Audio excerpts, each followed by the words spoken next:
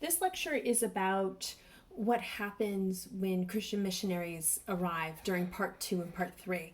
And in particular, I want to show you the way in which the text explains exactly what was the appeal of Christianity, how it took root, and why it was that the government that developed, ostensibly to protect this new faith on the land, was proved so tenacious. Like why in fact it was very difficult to resist.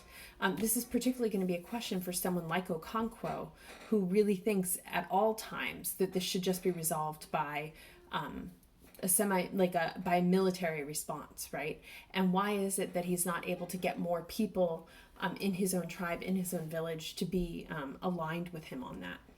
So part of it relies upon an initial understanding of what is Christian culture in this book, right? Because it's very specific and very different. It's of a certain time and of a place, and there's a lot of diversity to the depictions.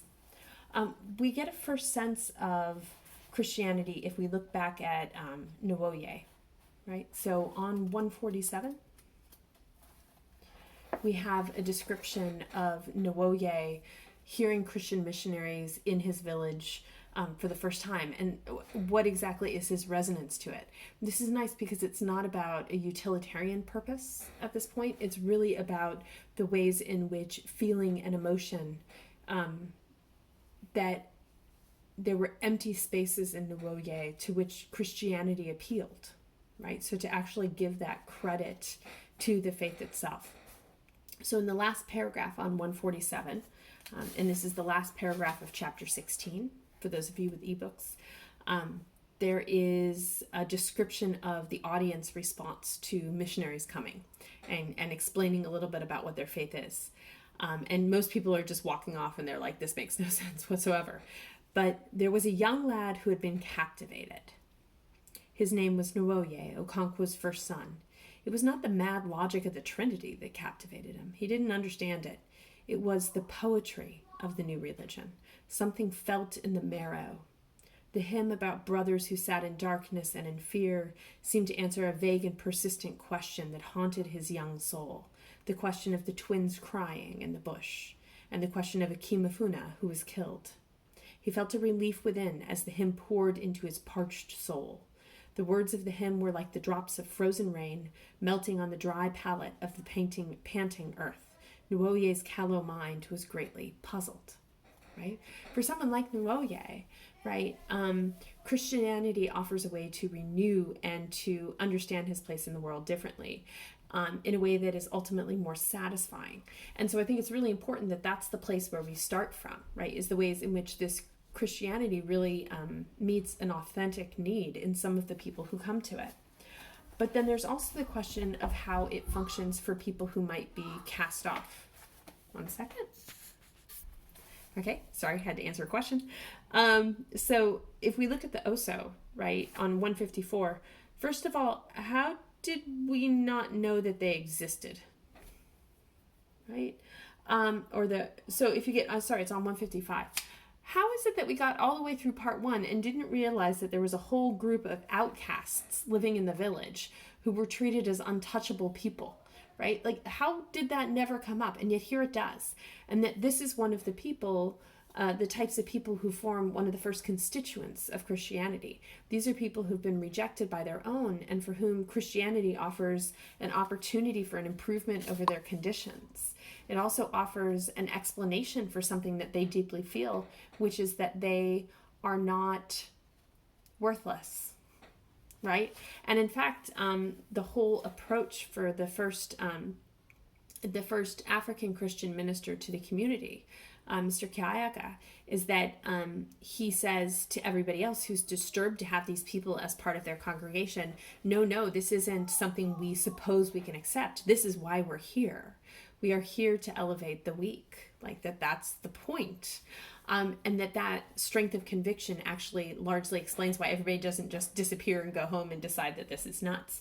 The consistency over time. So the first people to join are generally people who were cast off for the most place.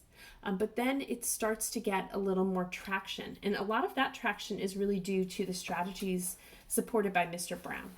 So if we look at 178, we can get a sense of Mr. Brown, who is the first of the two white missionaries to live on site with everybody else.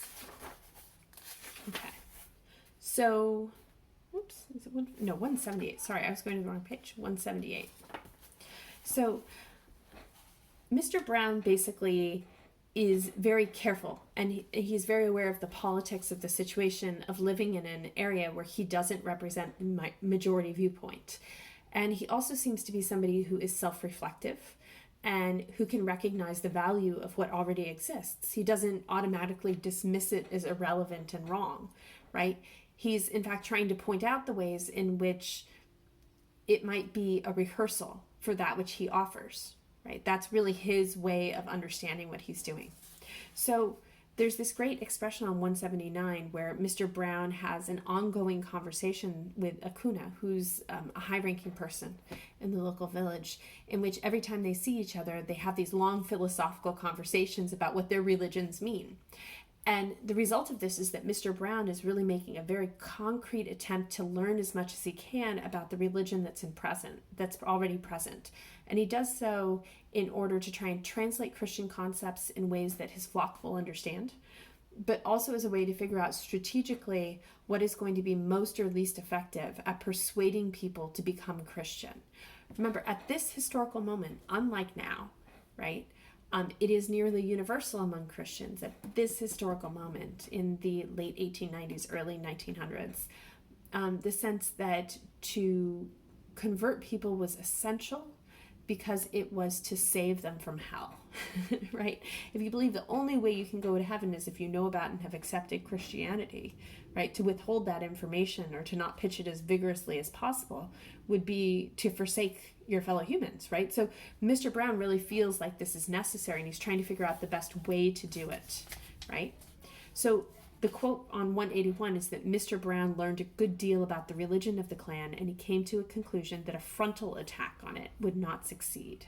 And so he built a school and a little hospital in Umofia. And there's this discussion of how slowly people were sending their kids, and the kids learned how to read and write. And then some of the people who, learned to read and write, they wound up getting new jobs with this new colonial government. And that all of a sudden it seemed to improve their condition, right? That the values of Christianity were being shown through institutions, a school and a hospital, that one could see its usefulness of whatever your particular religion was. And that infrastructure contribution encouraged people who were local and who disagreed with Mr. Brown to still be happy that he was there and that he had joined their community in that way. Now, on the other hand, we have a whole bunch of reasons why people who might have found Christianity unseemly or been really concerned about the way that it was taking children away from ancestral worship, right, were nonetheless kept in check, right?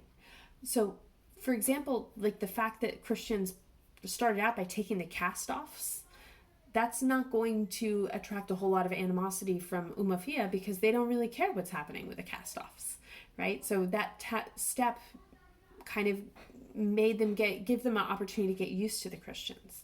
And then, of course, there's the amazing example of the evil forest. Now, the evil forest, because remember I said before, in this book, things that look like magic or supernatural, we have to assume they're real in this book, right?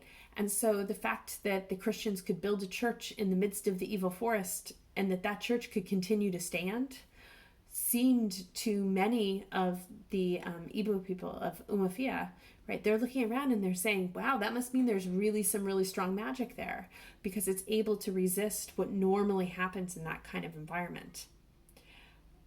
But even more than that, there's these rules that the people who are living in Umofia have for themselves that explain why they can't just uproot the Christian congregation and throw them out, right? Why they can't be violent toward them. Among these are, perhaps most importantly, the rule that you cannot kill a fellow clansman. Okay, so even if your fellow clansman is acting in a way that you might see as foolish, right? Killing him is not an option, no matter how much he advocates for Christianity and how much you might find that damaging, right? To kill him is something that sends you into exile, so it's not something people are going to do lightly.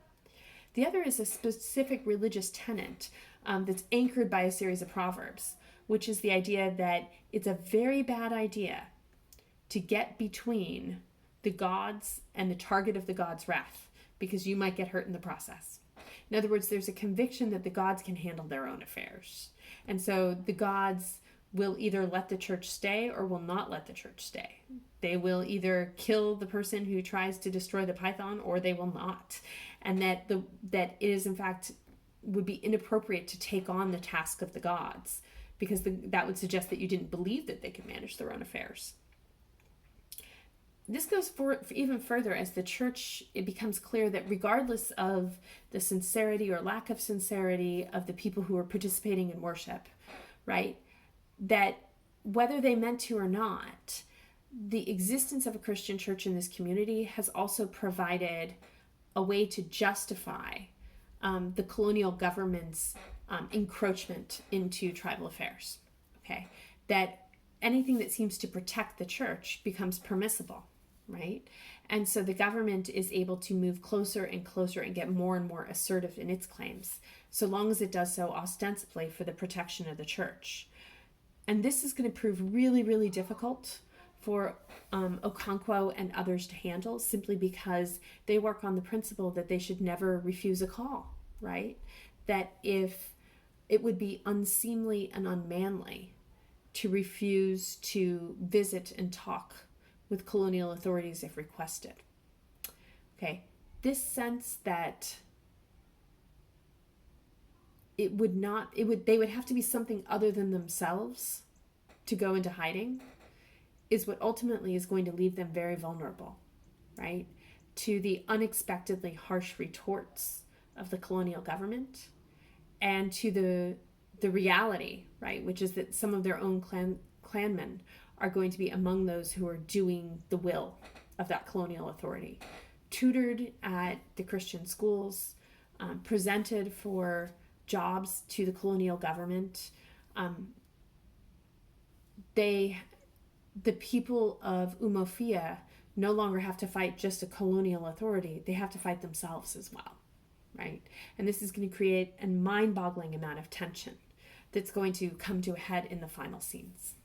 So at the book kind of has two endings. So at the first ending, basically Okonkwo and a whole bunch of village elders are going to agree to meet with colonial authorities, at which point they are kidnapped and they are put into prison and they are humiliated, right? And the humiliation is key, especially for somebody like Okonkwo, to have been out-strategized, outsmarted, overpowered, cuts him to the quick of who he is as a person, right? And it is personally devastating. And the only thing that can make it any worse would be what he would see as a gesture of cowardice from his own people, right? A refusal to respond to such a transgression in such a way. Go back to that early scene when Akimafuna is, that eventually results in Akimafuna getting placed in Okonkwo's family. Remember? Originally it was that one of the women of their village was attacked and killed by people of another village. And that's, Akimafuna was essentially the ransom as repayment for that gesture. People were afraid of his community because they knew his community would exact revenge. What then does it mean for somebody like Okonkwo to find out that his community will not exact revenge on his behalf when he himself has been humiliated by the colonial authorities? Are his people still his people? Or have they changed to become something in which they're neither themselves nor colonial? They're just diminished, right? And that's really the question that moves forward. And that's the question that Okonkwo has in his mind as we go into the last scene.